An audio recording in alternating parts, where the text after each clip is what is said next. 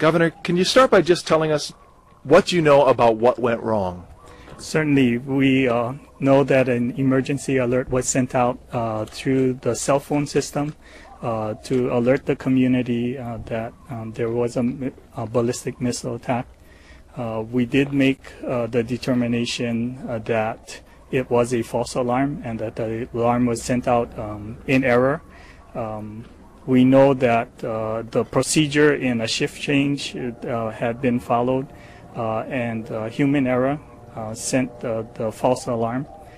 We then went through our process to correct that and send out a notification that the alert was in error. Speak in detail about the error itself, if you could. I understand it came down to one person pressing the wrong button.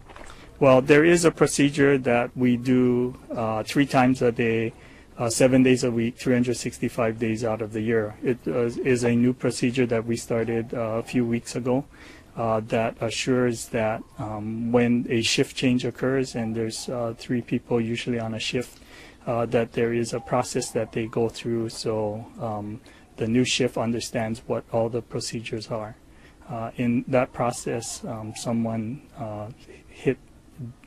did not complete the process as prescribed, and a false alarm was initiated. You almost said hit the wrong button. Yeah. Is that what's happened? Well, it's on a computer, right? So it's really not a process. They clicked the wrong thing. Yeah, essentially. And then there was a long wait until the correction was sent out. People want to know, why wasn't it done sooner? Yeah, we went through a process to confirm whether it was a real alarm or not. We did make the determination that that it was a false alarm, and then we initiated the notification to everyone that we could. But why did it take so long? You know, we definitely need to look at those procedures. We are going to review everything and ensure that there is a more straightforward way to send an alert that it's a false alarm. And what's the status of the person who clicked the wrong thing? We are still working through that, and the investigation will document exactly what happened. We'll be reviewing procedures to make sure that there isn't a possibility that this ever happens again. You know, the nuclear codes require all kinds of safeguards. Something like this, I would think, in advance you'd be able to rule out human error. What does it say about our system that we allowed this to happen? Well, certainly we know, and we try to put in place systems and procedures to assure that human error doesn't come into place.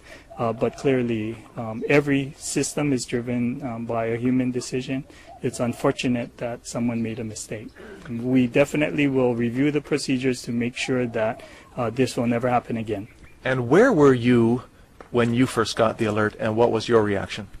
I got the alert with everybody else on the cell phone just after 8 this morning. I was at home preparing to go to an event. I called to confirm process, and after a few minutes I was informed that it was a false alarm. And then you wanted the message to get out quickly, right? Absolutely. You know, I informed them that we needed to get the message out as quickly as possible using the emergency messaging systems that we have in place to inform the public that it was a false alarm. And are you satisfied with the response?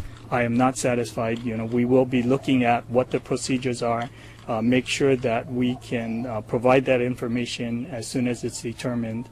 You know, we know that in the case of a ballistic missile attack, the time frame is short. We've been looking at ensuring that we can inform the public as soon as we can. We definitely know now that we need to have a way to send a false alarm message just as quickly as we do the incoming. And are you worried this has eroded the credibility of Hawaii Emergency Management's agency? You know, I have confidence in our emergency management system. We have been working on procedures for a while. We have been talking about and being proactive in assuring that we can inform the public as soon as we know of this new threat that is part of our lives today.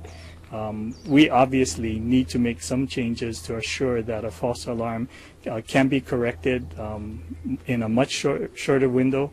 We want to make sure that we can keep the public informed and ensure that they have confidence in our emergency alert system.